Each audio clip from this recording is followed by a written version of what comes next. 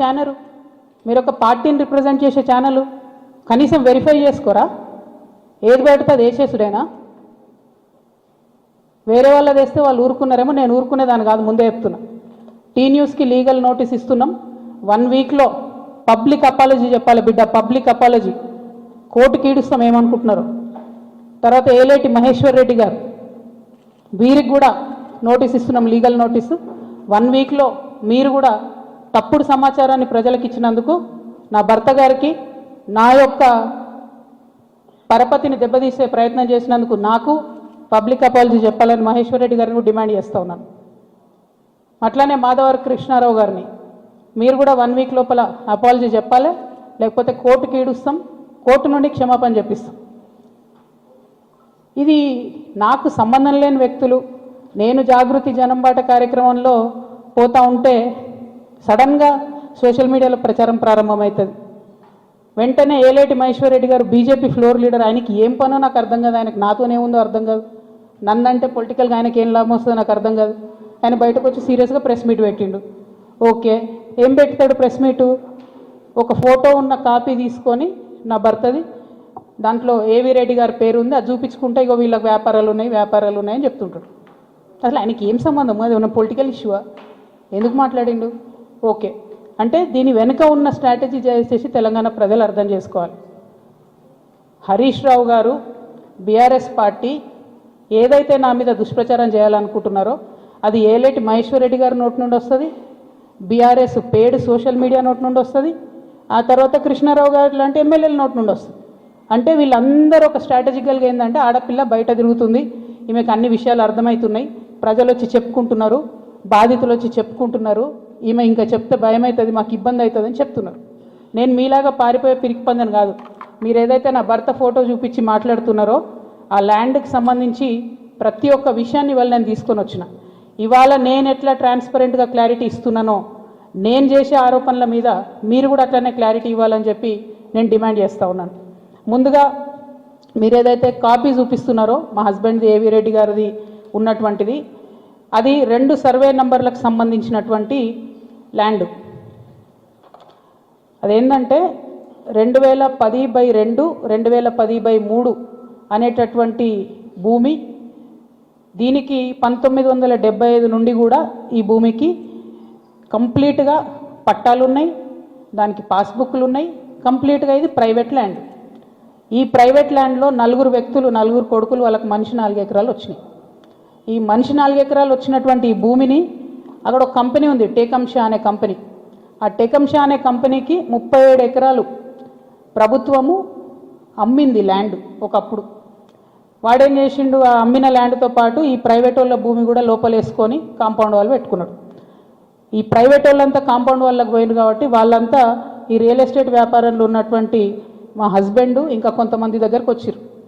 ఈ 16 ఎకరాల భూమికి దాదాపు ఒక 20 మంది ఆ భూమిలో ఉన్నారు. అందులో మా భర్త కంపెనీ కూడా ఒకటి. ఇది మొత్తం ప్రైవేట్ ల్యాండ్ మాది, నువ్వెట్లా కాంపౌండ్ లోపల పెట్టుకుంటావు అని చెప్పి ఒక 9 ఏళ్ళు నడిచినట్టుంది ఈ డిస్ప్యూట్ నాకు తెలిసి. ఇది మా ల్యాండ్ అని వీళ్ళు, కాదని వాళ్ళు. ఫైనల్గా 2019లో లోక్ అదాలత్లో, ఇగో ఇది బీఆర్ఎస్ గవర్నమెంట్ ఇచ్చిన పాస్బుక్, అది ప్రైవేట్ ల్యాండ్ అని చెప్పి ఫైనల్గా లోక్ అదాలత్లో 2019లో ఈ టేకంషా అనే కంపెనీ, ఈ 16 ఎకరాలు ప్రైవేట్ పట్టా, వీళ్ళందరూ కూడా కాంప్రమైజ్ అయింది. 2019లో ఎప్పుడైతే కాంప్రమైజ్ అయినరో ఆనాడే ఆ ల్యాండ్తో నాకు కానీ నా భర్తకు కానీ ఏం సంబంధం లేదు. ఆ పట్టేదారుల తరఫున ఉండి కొట్లాడినటువంటి మా భర్త గారు, వాళ్ళ ఫ్రెండ్స్, వాళ్ళ కంపెనీ అందరూ కూడా ల్యాండ్ అమ్మేసి బయటకు వచ్చేసారు. ఎప్పుడు? 2019లో. 2019లో మా హస్బెండ్ బయటకు వచ్చేసిన తర్వాత 2022లో ఫస్ట్ పర్మిషన్, బీఆర్ఎస్ గవర్నమెంట్లో ఫస్ట్ పర్మిషన్ ఇచ్చింది కన్స్ట్రక్షన్కి, 12 ఎకరాల ల్యాండ్కి కన్స్ట్రక్షన్. మరి పట్టా భూమి అయితే ఎందుకు ఇచ్చారు పర్మిషన్? మరి అది గవర్నమెంట్ భూమి అయితే ఎందుకు ఇచ్చిండ్రు పర్మిషన్? 19లోనే మా హస్బెండ్ ఎగ్జిట్ అయిపోయింది అక్కడితో. 22లో పర్మిషన్ వచ్చింది ఆ ల్యాండ్కి. మరి ప్రభుత్వ భూమి అయితే ఎట్లా ఇచ్చారు పర్మిషన్? సంతకం పెట్టింది ఎవరు? కేటీ రామారావు గారు. అంటే ఇప్పుడు మాధవరం కృష్ణారావు గారు ఏమంటుండు? కేటీ రామారావు గారు సంతకం పెట్టిండు అంటున్నా. కేటీ రామారావు గారు సంతకం తప్పంటుండా? ప్రభుత్వ భూమిని కేటీఆర్ గారు సంతకం పెట్టి ఇచ్చిండు అంటురా? ఏమంటుండ్రు ఆ విషయం ప్రజలకు చెప్పాలి ఫస్ట్. ఇప్పుడు నేను ఆరోపణ చేస్తూ ఏంది, ఎలక్షన్కి పోయే ముందు అక్టోబర్ 7, 2023 అందరం ఎలక్షన్ దాంట్లో ఉన్నాం. ఎలక్షన్ జోన్లో ఏదైతే ల్యాండ్తో 2019లో మా భర్తకు సంబంధం లేకుండా పోయిందో 2023 అక్టోబర్లో బీఆర్ఎస్ ప్రభుత్వం కేటీఆర్ గారి మినిస్ట్రీ నుంచి 5 ఎకరాలకు చేంజ్ ఆఫ్ ల్యాండ్ యూజ్ ఇచ్చింది. అంటే ఇండస్ట్రియల్ భూమిని రెసిడెన్షియల్ భూమి కింద మార్చుకోవచ్చు అని చెప్పిండ్రు. మరి ఇది ఎట్లా వచ్చింది? ఏంది ఇది? ఎందుకు ఇచ్చారు ఎలక్షన్ కన్నా 2 రోజుల ముందు? ఏం లావాదేవీలు జరిగినాయి?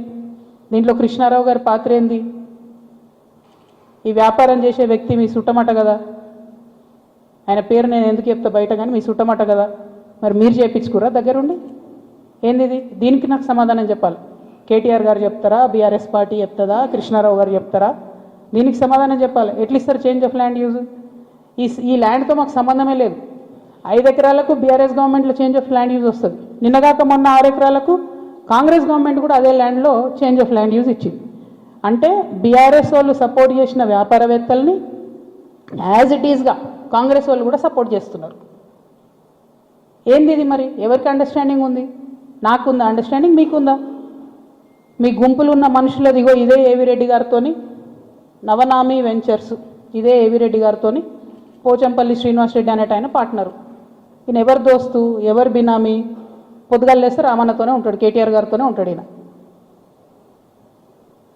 ఎవరైనా మరి మీకున్నాయా సంబంధాలు? నాకున్నాయా? పందెం కోడ్ల కేసు ఉండే శ్రీనివాసరెడ్డి అనేట ఆయన మీద, ఏమైనా చేసిండ్రా? ఆయన ఫామ్ హౌస్లో పందెం కోడ్లు ఆడిచ్చిరని అరెస్ట్ అన్నారు, పోలీసులు అన్నారు, ఏదో అన్నారు, చేసిండ్రా? ఎందుకు చేయలేదు మరి? అంటే ఎవరిని కాపాడుతున్నారు? ఎవరికి బంధుత్వాలు ఉన్నాయి? ఏదో ఆడపిల్లను ఊరుకుంటా మీరు తమాషా చేస్తా అనుకుంటారేమో, తోలు తీస్తా ఒక్కొక్కరిది పట్టుకొని చెప్తున్నా. ఇప్పుడు కృష్ణారావు సంగతి చెప్తున్నా. పాపం చిన్నోడు యాక్చువల్లీ, ఈయన ఎన్నుకుండి ఎవరు ఆడిస్తున్నారు, ఆ గుంటనక్క సంగతి కూడా చెప్తా తర్వాత. కానీ కృష్ణారావు గారు నా మీద మాట్లాడంగానే ఇంతమంది, ఇది కూడా పట్టుకోను కాగితం బైకి, అది పట్టుకోండి ఒకసారి, అటు చూపించండి. ఇంతమంది బాధితులు వాళ్ళంతా ఫోన్లు చేసి ఎకరాలు ఇన్ని ఉన్నాయి అక్క, దయచేసి మాట్లాడండి అక్క, దయచేసి మాట్లాడండి అక్క. నిన్నటి నుంచి ఫోన్, ఓ దగ్గర 16 ఎకరాలు, ఓ దగ్గర 400 ఎకరాలు, CS 14 ల్యాండ్స్, మామూలుగా లేదు. ఒక దగ్గర ఎంత ఘోరం అంటే ఆఖరికి హైడ్రా కూడా పోయి కూలగొట్టింది. ఇక ఇంకొకటి క్లియర్గా చెప్తా పట్టు, ప్రణవ్ ప్రణీత్ కన్స్ట్రక్షన్ ఒకటి ఉంది. ఎంత ఘోరం అంటే ఇది, ఇంట్లో కృష్ణారావు గారి అబ్బాయి, నాకు అబ్బాయి పేరు చెప్పడం ఇష్టం లేదు ఎందుకంటే ఆయన పాలిటిక్స్లో లేడు కాబట్టి, కృష్ణారావు గారి కొడుకు ఆయన డైరెక్టర్గా ఉన్నప్పుడు ఈ 70 ఎకరాల వెంచర్, ఇది పెద్ద వెంచర్, 70 ఎకరాలు మీకు కనబడుతుంటుంది. మొత్తం విల్లాలు కట్టిరు, ఇది పట్టుకోబెట్ట, మొత్తం విల్లాలు కట్టిరు, అన్ని A to Z విల్లాలు కట్టిరు. ఇలా ఎన్ని అలిగేషన్స్ ఉన్నాయంటే, ఇక్కడ నేను ఎల్లో మార్క్ చేసిన రోడ్ మొత్తం గవర్నమెంట్ రోడ్, అది కబ్జా, అది లోపలనే ఉంటుంది, దాని చుట్టూ కాంపౌండ్ వాల్. ఇక్కడ అసైన్ ల్యాండ్స్ ఉన్నాయి, అది కబ్జా. ఈ మధ్యలో చెరువు ఉంది, ఈ చెరువు 10 ఎకరాలు ఉంది అని చెప్పి, 10 ఎకరాల చెరువు ఇది అని చెప్పి ప్రభుత్వం సర్టిఫికేట్ ఇచ్చింది. 2021లో ఇది అఫీషియల్గా రెరాకి ఇచ్చిన డాక్యుమెంట్. నేను మీలాగా ఆగమాగం ఎడ్డెడ్డి మాట్లాడా, దొంగ డాక్యుమెంట్లు చూసి అసలే మాట్లాడా. 2021లో మీ కంపెనీ నుండి మీరు రెరాకి ఇచ్చిన దాంట్లో మా వెంచర్ మధ్యలో ఉన్నటువంటి చెరువు 10 ఎకరాలని మీరు చెప్పారు. అయిపోయిందా? అదే మళ్ళీ 2021లో 2024 వచ్చే వరకు ఏమవుతుందంటే ఆ చెరువు 6 ఎకరాలకు వస్తుంది. అంటే 4 ఎకరాలు ఎవరు మింగిన మధ్యలో, ఇది 6 ఎకరాలని మళ్ళీ అఫీషియల్గా ఇరిగేషన్ డిపార్ట్మెంట్ ఇచ్చింది. ఇప్పుడు ఇంకా ఘోరం ఏంటంటే, ఈ మొత్తం 71 ఎకరాల ఈ సామ్రాజ్యంలో చుట్టూ కాంపౌండ్ వాల్ కట్టిండ్రు. అంటే ఈ చెరువు యాక్సెస్ ఓన్లీ ఆ విల్లా వాళ్ళకు ఉంటుంది. యాక్చువల్లీ అది ఊరిది చెరువు, అంటే మీ అయ్యా జాగిరా, చెరువు లోపలేసుకొని చుట్టూ కాంపౌండ్ వాల్ పట్టుకుంటే ఆ ఊరోళ్ళు వాడుకోవద్దా చెరువును? హైడ్రాకు దమ్ముంటే రేవంత్ రెడ్డి గారికి కానీ గవర్నమెంట్లో ఉన్న వ్యక్తులకు ఈ వెంచర్తో సంబంధం లేకపోతే యాక్సెస్ ఓపెన్ చేయండి, దానికి ఓపెన్ చేయండి. చెరువు మధ్యలో ఉంటుంది, చుట్టూ విల్లా, ఎక్కడికక్కడ KGF సామ్రాజ్యాలు. ఇంకొక మాట చెప్పిండు కృష్ణారావు గారు, ఏందో 307 గాజుల రామారంలో నేనేందో కబ్జా పెట్టినా అని చెప్పిండు. అది కబ్జా పెట్టింది నువ్వు వివేకానందే కదా, వివేకానంద గారు కదా, KP వివేకానంద. ఎవరిని పోయినా చెప్తారు ఆడ అడిగితే. నేను కూడా పోయి వచ్చిన మొన్న హైదరాబాద్ పోయి కూలుస్తే. CS14లో ఎట్లయితే నువ్వు చిన్న చిన్న పేద బిడ్డలని 80 గజాలు 100 గజాలకు ల్యాండ్ అమ్ముతున్నావో దొంగ రిజిస్ట్రేషన్స్ ఆ కాగితాలు సృష్టించి, అట్లనే గాజుల రామారంలో కూడా అదే వేస్తున్నారు. 80 గజాలు 100 గజాలు పాపం వాళ్ళు కష్టపడి సంపాదించుకున్న డబ్బుతోని మీరు అమ్ముతున్నారు, దగ్గర ఉండవి మీరు అట్లా సెటిల్మెంట్స్ చేస్తున్నారు. ఇప్పుడు ఏమవుతుంది, సడన్గా హైడ్రాన్ మేము మాసంటోళ్ళం తిట్టంగానే పోయి ఆడ పేదవాళ్ళ గుడిసెలు కూడా కొడతాడు. మీకేం నష్టం అవుతుంది? ఆ పేదవాళ్ళ మీద కూడా మీరు ఏరుకుంటున్నారు పైసలు. అన్యాయం ఇది. ఆ 307 సర్వే నెంబర్తో నాకు సంబంధం లేదు. నా భర్త ఫోటో ఏదైతే చూపించారో దాని గురించి నేను ఇప్పటివరకు ఎక్స్ప్లెనేషన్ ఇచ్చిన. ఆ ఎక్స్ప్లెనేషన్తో పాటు కృష్ణారావు గారితో పాటు టీ న్యూస్ ఛానల్తో పాటు ఎలిమినేటి ఈయన పేరేంటి మహేశ్వర్ రెడ్డి, అల్లేటి మహేశ్వర్ రెడ్డి గారికి కూడా లీగల్ నోటీసులు ఇస్తున్నాం. ఇంకా గమ్మత్ ఏంటంటే ఇప్పుడు ఈ చెరువు, దీని మధ్యలో ఉన్న చెరువు అని చెప్పిన కదా, ఆ చెరువు పేరు ఏంది అంటే ఎండి ఉస్మాన్ కుంట. ఇక బీఆర్ఎస్ ప్రభుత్వంలో కేటీఆర్ గారి హయాంలో అద్భుతంగా ఏం జరిగిందంటే బోల్డని చెరువులను ప్రైవేట్ బిల్డర్స్కి డెవలప్మెంట్కి అండ్ బ్యూటిఫికేషన్కి అని ఇచ్చారు. ఇలా కొన్ని జెన్యూన్ ఉన్నాయి, మంచినే వాళ్ళు పాపం బ్యూటిఫికేషన్ చేసిరు CSR కింద. చాలా మటుకు ఎట్లున్నాయంటే ఇప్పుడు ఈ ఎవరైతే ప్రణీత్ బిల్డర్స్ ఉన్నారో, ఆ ఫోటో పట్టుకో, ఆ మొత్తం 71 ఎకరాలు కట్టినటువంటి ప్రణీత్ బిల్డర్కే ఈ ఉస్మాన్ కుంట చెరువు డెవలప్మెంట్కి ఇచ్చారు. ఇస్తే ఆయన ఏం చేసిండు, దాన్ని డెవలప్ చేసి ఊరోళ్ళకి ఇవ్వకుండా డెవలప్ చేసి అందులో 4 ఎకరాలు మింగి, ఆ 4 ఎకరాలలో 8 విల్లాలు కట్టి చుట్టూ కాంపౌండ్ వాళ్ళు పెట్టి జనంకి అవకాశం లేకుండా చేసారు.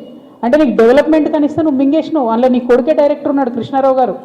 మరి సమాధానం ఇప్పుడు చెప్పు, ఏం చెప్తావో నాకు అర్థం కాదు. ఏదో నిన్నటి నుంచి తమాషా చేస్తుండట, జాగృతలు దాడి చేస్తారు గీడి చేస్తారని. మాకు అట్లాంటి ఆలోచన ఏం లేదు. మేము మీ మీద దాడి చేసేంత పెద్ద వ్యక్తి మీరు కాదు. ఫస్ట్ థింగ్ వదిలేసేయండి, మీ మీద దాడి చేసే అవసరమే లేదు. మీ వెనుక గుంటనక్క ఉంది చూసినావా, వాళ్ళని మాత్రం వదిలిపెట్టండి. ఆ గుంటనక్కకి చెప్తున్నా ఇప్పుడు వినమను. ఆ గుంటనక్క ఇంటుంటాడు, ప్రెస్ మీట్ నాకు తెలుసు. సియాట్ ల్యాండ్స్ ఉండే, దాన్ని తర్వాత ఏం చేసిండ్రు, సెయింట్ గోబెన్ అనే కంపెనీకి ఇచ్చిర్రు 70 ఎకరాలు.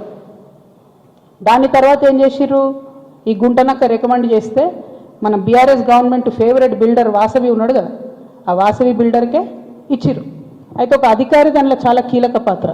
ఆ అధికారి ఇప్పుడు ఈ గవర్నమెంట్లో కూడా కీలకంగా ఉన్నాడు. కానీ ఖచ్చితంగా సెయింట్ గోబెన్ ల్యాండ్కి సంబంధించి ఆ అధికారి పేరు, నేను చెప్పే గుంటనక్క గారి పేరు రెండు కలిపి నేనే ఇస్తా. విజిలెన్స్కి ఇస్తా, ఈడీకి ఇస్తా, సిబిఐకి ఇస్తా. ఇక చూసుకోరు, ఏం చేసుకుంటారో వేసుకోండి. నేను మీలాగా ఫాల్తూ అలిగేషన్స్ చేయను. నా భర్త ప్రైవేట్ ల్యాండ్లో వ్యాపారం చేసిండు. ఏ రియల్ ఎస్టేట్లో ఉన్న వ్యక్తి అయినా చేస్తాడు. మేమెన్నడూ ప్రభుత్వ భూమి జోలికి పోలేదు. ప్రభుత్వానికి ప్రజలకు నష్టమయ్యే ₹1 పని కూడా మేము చేయలేదు. మీరు అనవసరంగా లేనిపోయిన అలిగేషన్స్ నా మీద వేసి ఈమె ఏదో జనం బాట పేరుతో జనంలోకి పోతుంది, ఈమెను డిస్టర్బ్ చేద్దాం, మైండ్ ఖరాబ్ చేద్దాం అనే ఆలోచనలు పెట్టుకుంటే మాత్రం నేను చూస్తూ ఊరుకోను. ఇవాళ జవాబు ఎందుకు ఇస్తున్నా అంటే నేను మీలాగా వెన్ను చూపించి పారిపోయే వ్యక్తిని కాదు. నా మీద వచ్చిన అలిగేషన్కి అవుట్ రైట్గా సమాధానం చెప్పే వ్యక్తిని. నా జాగృతి కార్యకర్తలందరికీ కూడా, తెలంగాణ ప్రజలందరికీ కూడా నేను క్లారిటీగా చెప్తున్నా, 10 ఏళ్ల బీఆర్ఎస్ పాలనలో నాకు ఏ దాంతో కూడా సంబంధం లేదు. నన్ను నిజామాబాద్ వరకు పరిమితం చేసిండ్రు. 5 ఏళ్ళే నేను యాక్చువల్గా ఉన్నది పవర్లో. ఆ 5 ఏళ్ళు ఎంపీగా ఉన్నప్పుడు ఢిల్లీ, నిజామాబాద్, హైదరాబాద్. నా మొత్తం ట్విట్టర్ చూసుకోండి, నా క్యాలెండర్ చూసుకోండి. ఇప్పుడు ఎట్లయితే జనం బాట పేరు పెట్టుకొని ప్రతిరోజు తిరుగుతున్నానో అప్పుడు కూడా నేను మన ఊరు మన ఎంపీ పేరుతోనే నిరంతరం ప్రజల మధ్యలో ఉన్నా. పైరవేలు చేసుకోలే నేను ఎప్పుడు. నేను చాలా గర్వంగా ఫీల్ అయినా. నేను తెలంగాణ నుండి మొదటి ఎంపీగా పార్లమెంట్కి పోయినా అని కొట్లాడుతుంటే మీ పిచ్చిలేసినట్టు గంటలు ఒరుతుంటే మీ పార్లమెంట్లో ఎంత ఫైట్ చేసినాం స్టేట్ కోసం. మీరేమో మేము ఆడ ఢిల్లీలో కొట్లాడుతుంటే ఇక్కడ ఏసీ ఆఫీస్లా ఉండి పందికొక్కుల్లాగా కేసీఆర్ గారు నీడనే ఏరి ప్రజల సొమ్ము తిన్నది కాకుండా ఉల్టా నా మీద వెకిలి ప్రయత్నాలు వేస్తే మాత్రం ఒక్కొక్కరిది కాళ్ళు ఇరగొడతా చెప్తున్నా. నేను నాకు ఇట్లాంటి భాష మాట్లాడడం ఇష్టం ఉండదు. ఇవాళ మాట్లాడక తప్పని పరిస్థితి అవుతున్నది. లేనిపోని అంటగట్టకండి. 10 ఏళ్లలో ఎన్నడూ ఎవరు గవర్నమెంట్లో నా భర్త పేరు వినలేదు. ఇవాళ మీరు ఆయన మీద అలిగేషన్ చేస్తున్నారు. ఆయన ఫోన్ ట్యాప్ చేస్తారు, సిగ్గుండాలే. ఇంటల్లుడు ఫోన్ ట్యాప్ చేస్తారు, ఇటువంటి వెధవ ప్రచారాలు చేస్తారు. ఇంకా కళ్ళు చల్లబడతలేవా మీకు? పార్టీలకి నిలబొట్టరు కదరా బయటికి. ఇంకేంది? నేను ఊరుకునేదాన్ని కాదు బిడ్డ, చెప్తున్నా. ఇప్పుడే మొదలుపెట్టినా. మీరు సెయింట్ గోబెన్ సంగతి చెప్పండి. వాసవికి ఇచ్చినటువంటి 100 భూములు ఉన్నాయి. ఇవాళ గవర్నమెంట్ని, కాంగ్రెస్ గవర్నమెంట్ అంటున్నారు కదా మీరు, హిల్ట్ పాలసీ పెట్టి దారాదత్తం చేస్తున్నారని. దానికి కిటికీలు తెరిచింది ఎవరు? దానికి బీజం వేసింది ఎవరు? డిస్టిలరీ భూములు అమ్మినరా? లీజుకి ఇచ్చిన భూములు, లీజుకి ఇచ్చిన భూములల్లో ప్రజలకు డబుల్ బెడ్రూమ్ ఇండ్లు కట్టియాలి, హాస్పిటల్ కట్టాలి, స్కూళ్ళు కట్టాలి. ఇండస్ట్రీ తీసేస్తే ప్రైవేట్ వ్యక్తులకు ఎట్లా అమ్మినరు? దాని మీద సంతకం పెట్టింది ఎవరు?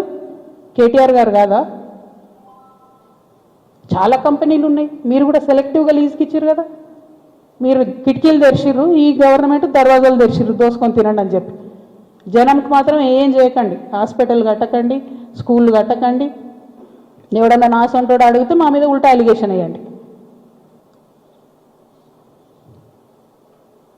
అల్టిమేట్గా ప్రజా జీవితంలో ఉన్నటువంటి వ్యక్తులుగా, ఒక ఆడబిడ్డగా, తెలంగాణ ప్రజల మంచి కోరుకునేటటువంటి వ్యక్తిగా నేను మీ అందరినీ కూడా రిక్వెస్ట్ చేసి చెప్తా ఉన్నాను.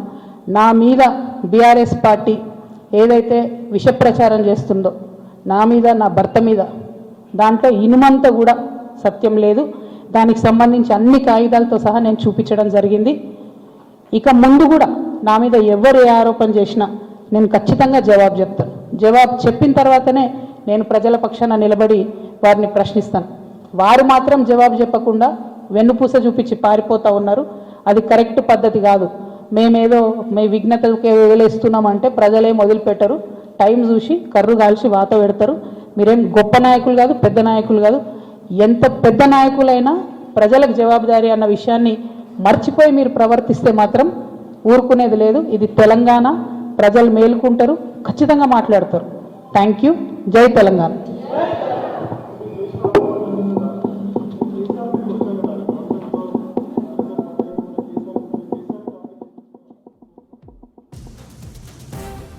చూడు బ్రదర్, చాలా మిస్టేక్స్ జరిగినాయి బీఆర్ఎస్ గవర్నమెంట్లో. ఆ విషయాలన్నీ ఇప్పుడు నేను జనం బాటలో తిరుగుతుంటే ప్రజలు వచ్చి నాకు చెప్పేటటువంటి దాంతో, వాళ్ళు ఇస్తున్నటువంటి విజ్ఞప్తులతోనే అర్థమవుతుంది. నేను మళ్ళీ చెప్తున్నా, ఎంత పెద్ద నాయకుడైనా ప్రజలకే జవాబుదారు. 100కు 100% ప్రభుత్వం నుండి లీజుకి ఇచ్చినటువంటి ఇండస్ట్రియల్ ల్యాండ్స్ సెలెక్టివ్గా వ్యాపారవేత్తల కోసం బీఆర్ఎస్ గవర్నమెంట్లో సంతకాలు పెట్టి మరి ఆనాడే ప్రైవేట్ వ్యక్తులకు దారాదత్తం చేశారు. ఆ సంతకాలు పెట్టింది ఎవరు, పెట్టించడం వెనుకుందెవరు, అది time has to decide. Congress government ఏంది, చాలా ఆరోపణలు చేస్తున్నారు. రేవంత్ రెడ్డి గారు అయితే చాలా ఏమంటారు, ఇక రేపు పొద్దుగాలనే నేను వీళ్ళందరినీ జైలు వేస్తా అన్నట్టు ఏదో బీఆర్ఎస్ అంతా అవినీతిమయమని చిత్రీకరించి వచ్చారు. ఆయన ఎక్కడ ఏం చేయట్లేదు. ఎందుకు చేయట్లేదు? బీఆర్ఎస్ వాళ్ళు వేసినటువంటి దొంగదారులను కాంగ్రెస్ రహదారులుగా మారుస్తున్నారు. వాళ్ళు ఎవరైతే ప్రైవేట్ వ్యక్తులకు ఇచ్చిరో మళ్ళీ అదే కంపెనీలతో వీళ్ళు అండర్స్టాండింగ్ పెట్టుకుంటారు, వాళ్ళతో మాట్లాడతారు. అంటే రేవంత్ రెడ్డి గారి పరిస్థితి ఇప్పుడు ఎట్లుందంటే